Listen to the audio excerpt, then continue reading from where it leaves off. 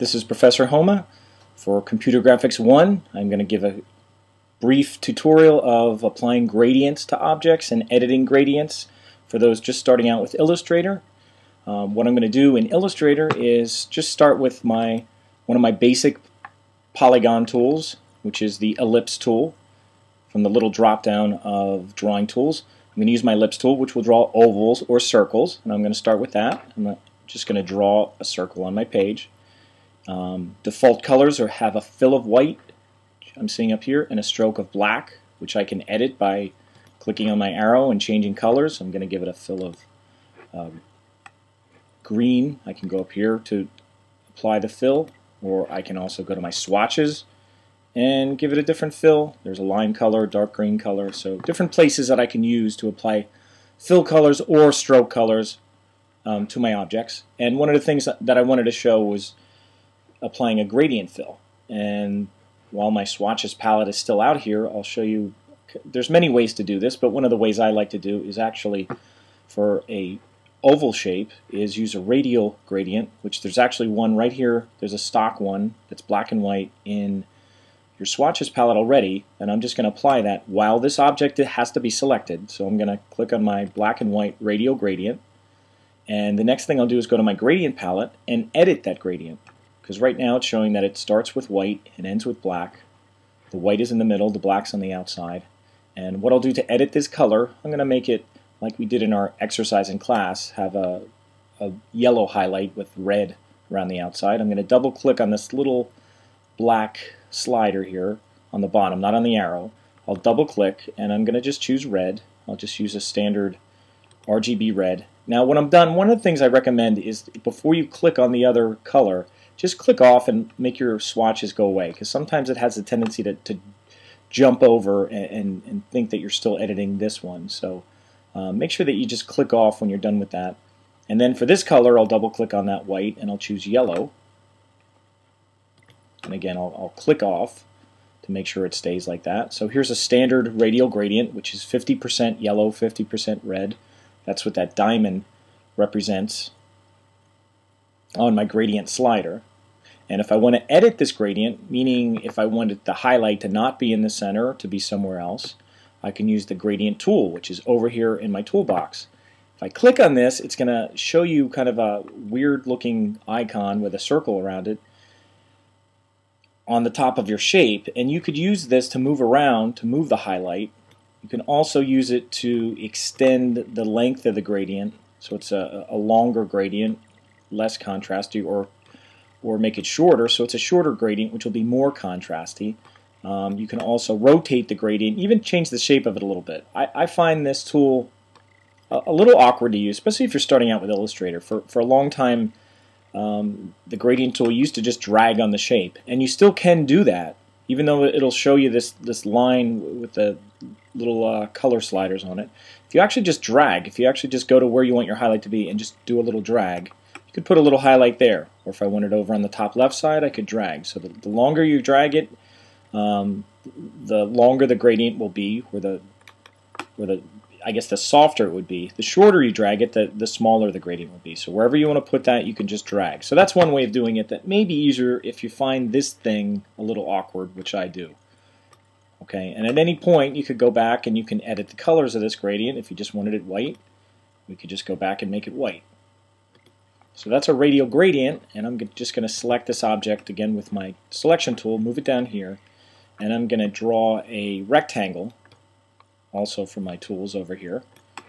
And now when I do that, it's going to take the same color that I just had of that radial gradient, and I'm going to I'll go in my swatches and I'll choose a linear gradient, and it'll be black and white. And you can see it's called linear because it almost looks like there's vertical lines going across, whereas on the radial gradient it's almost, in a sense, circles that are concentric circles that are kind of building out and getting darker. Well, here we have lines that are starting white and getting darker, almost bands of color, but there's so many of them that they look nice and smooth, and it gives you a smooth look. Well, for a shape like a rectangle, a linear gradient would be the type we'd use.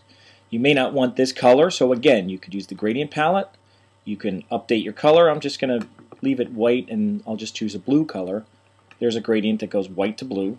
and I'll click above my slider over here so I don't add any colors. And if you accidentally add extra colors to your slider, you could do that on your own if you're making a custom gradient, or if you did it by accident, these just drag off. So if you just grab them and drag off, they'll go away if you click some there that you didn't mean to be there. Now again, if I want to use my gradient tool on this object, it shows you the same kind of icon of the slider, and again, I prefer to just kind of drag across. So if I want, however I drag across this object, the gradient will go from the white to the blue. It starts with white and then goes to blue. So even if I started on the right side, it would switch this gradient around. It would go white to blue in the opposite direction.